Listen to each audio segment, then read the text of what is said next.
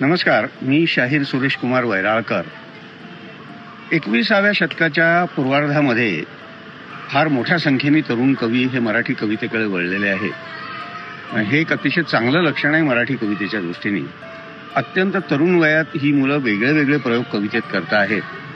अशाच एका कवीचं नाव आहे नयनेश तांबे. नयनेश तांबे ह्या तरुण मित्राच्या या शहराने दिलेलं रिटर्न गिफ्ट ह्या काव्यसंग्रहाचा प्रकाशन सोहळा आपण पुण्यामध्ये करतो आहोत. SM जोशी फाउंडेशनच्या सभागृहामध्ये रविवार दिनांक 7 जून 2026 रोजी सकाळी 11 वाजता SM जोशी सभागृह.